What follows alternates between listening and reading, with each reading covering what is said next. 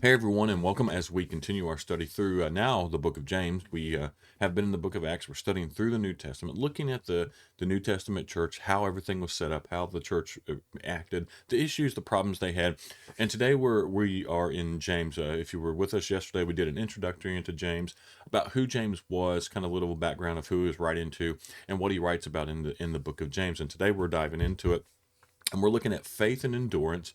And this is going to come from James 1, verses 2 through 18. Now, usually with Acts and some of the other ones, whenever it's really long, I don't read this, but I'm actually going to probably read most of the book of Acts because, one, the verses aren't as long, but two, I think it's important to read through James and really get a deep dive into James together. And so we're going to do that. So we're going to look at today James 1, verses 2 through 18. And here he says, "Dear brothers and sisters, when troubles of any kind come your way, consider it an opportunity for great joy.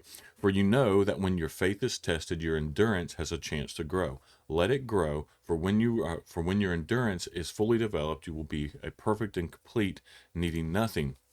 If you need wisdom, ask our generous God, and he will give it to you. He will not rebuke you for asking, but when you ask him, be sure that your faith is in God alone. Do not waver, for a person with divided loyalty is as unsettled as a wave of the sea that is blown and tossed by the wind.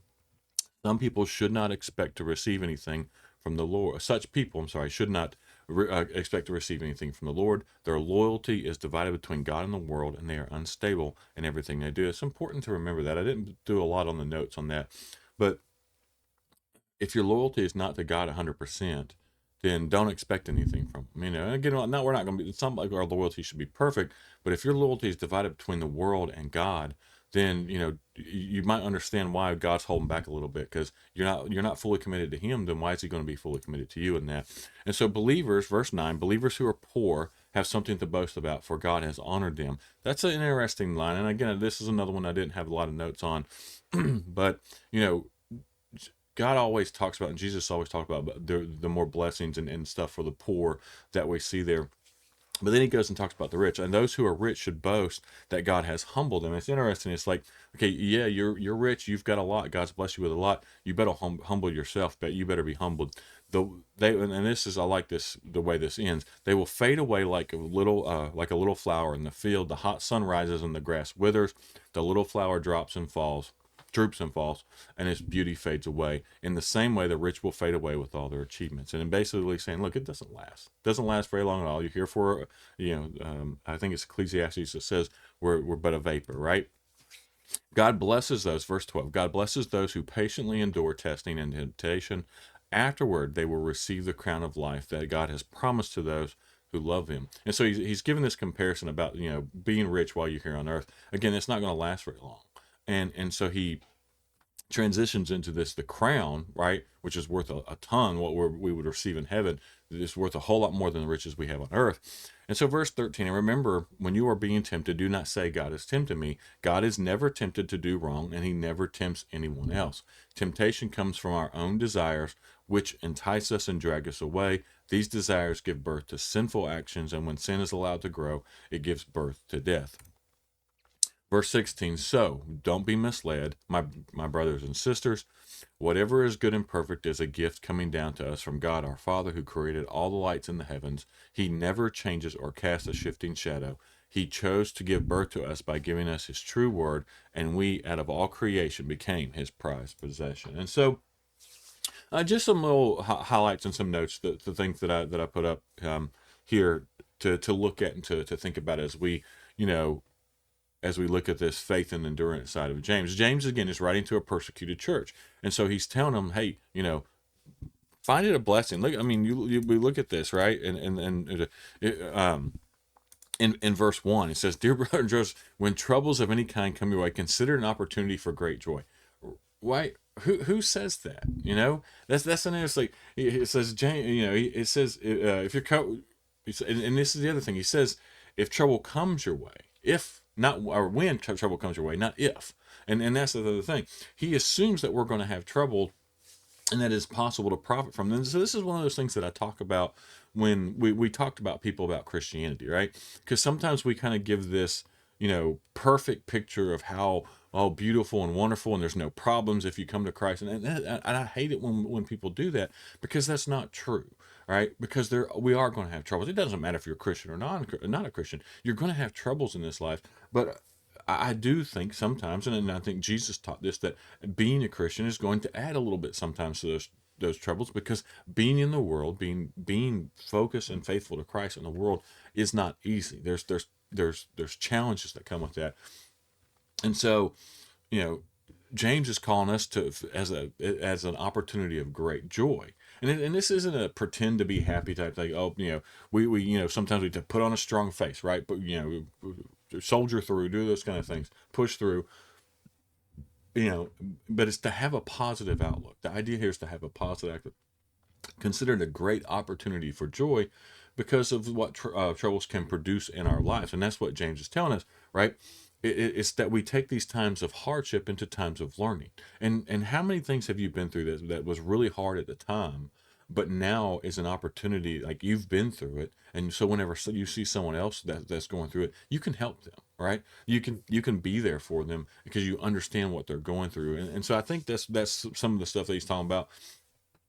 But it's tough times can teach us to persevere and teach us perseverance. And so the thing that he talks about here is to ask for wisdom, right? And to gain wisdom as we're going. If we need it, ask for it, right? And James isn't talking about just knowledge, right? Now, I think knowledge does come with a lot of that, but I think what he means here, and if you dive into this a little bit, what he's talking about in wisdom is the ability to make decisions and wise decisions in difficult circumstances, right? Well, whenever we need God, we can pray, and He's going to generously supply us what is needed. These are the type of things like asking for wisdom, right? God's not going to be able to know you don't need wisdom, right? Now, here's the thing: more than likely, He's not just going to dump a bunch of wisdom on you. How are you going to gain wisdom? How do we gain wisdom? We gain wisdom by experience things, right?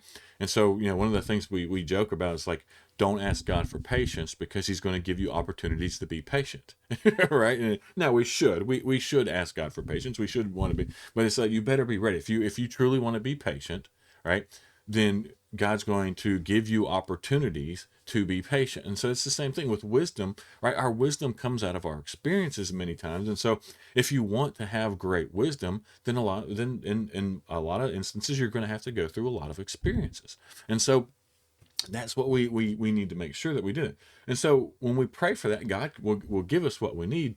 And so we don't have to, as Christians, run around and just grope in the dark about how to stumble upon answers and those type of things. God's going to help us. God's going to guide our choices, but we need to make sure that we understand that God's not just this magic genie where we ask for stuff and He just dumps it on us. It's just like with if you're a parent and kids, right?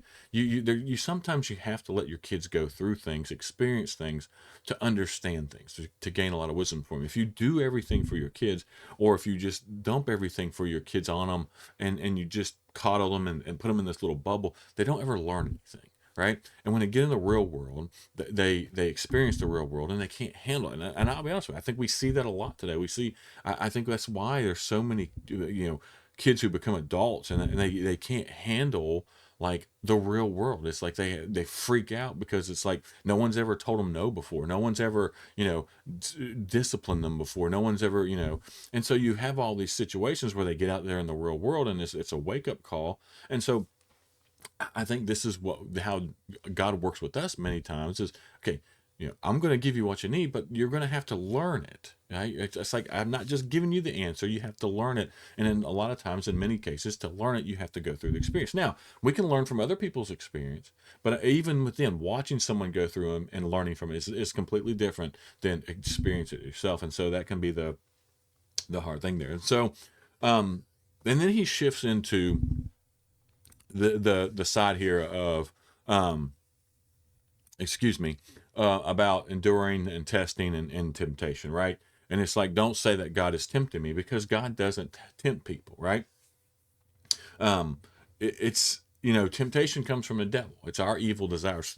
Temptation comes from within us, right? God allows us to be tempted. It's the free will side of things. We can dive into that. We'll talk about that some, but it begins with an evil thought, right? It begins with our evil desires, and it becomes sin when we dwell on that thought and allow it to become an action. And that's the thing we have to learn. You know, I read a good book, and I can't remember the name of it off the top of my head. I remember who wrote it. It was by Craig Rochelle. I think it's called The Power of the Mind. But he goes into how, like, how powerful our thoughts and stuff can be, right?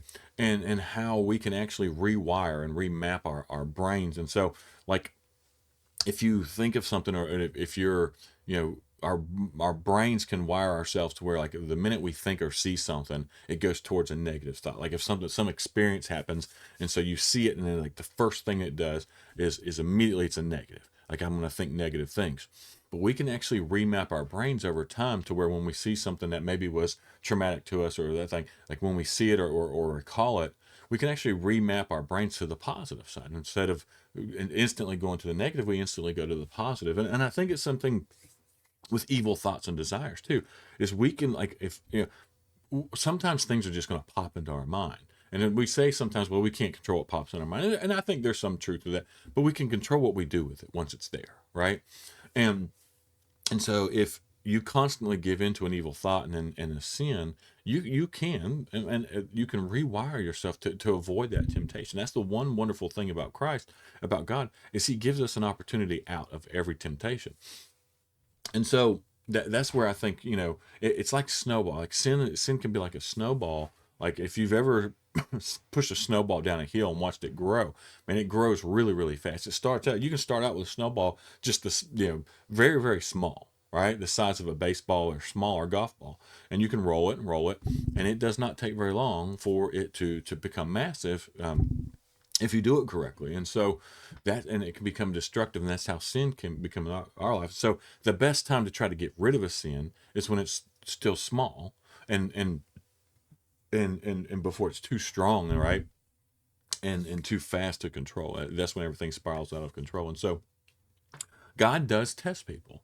So we need to understand that God does test his people, but he doesn't tempt them, right? He doesn't tempt them by he's not trying to seduce you into sin, but there is a testing period, right? And there's a difference. And people will say, well, that's the same thing. No, because God doesn't want you to sin. You are going to be tested in this world, no matter what you do. And so God allows Satan to tempt people in order to refine their faith and to help them to grow in their independence on Christ. And so, you think about it, the more you're able to resist something, the more you're able to get away from it, the stronger you become, right? If you're not, that's the other thing that we talked about. Like, if you're not exposed to things, right? This is the world we live in. And we're not going to be in a bubble, so we're going to be exposed to stuff. Like, as much as we like to, as Christians, sometimes try to get into our four corners of the building and kind of hunker down there and pretend like the rest of the world's not going on, and, like, kind of do this thing from afar. Right? That's not the real world. That's not how it's going to be. We can't do that. And so we're going to be exposed to things. We're going to be tempted. We're going to be the thing. But the thing is we need to make sure our ability, and we depend on Christ as much as we possibly can to get it. And so we can resist temptation by turning to God for strength and choosing to obey his word. So if we're in his word a lot, if we're close to God, if we're praying all the time, if we choose to be close to God as much as possible, then all these sins and all these temptations are not going to be as hard. Now, again, doesn't mean it's going to be easy, but it's not going to be as hard. And so it's easy to blame others, right? We'll blame others, for our evil thoughts, for all that stuff. And, for our actions, but our actions are our own, right?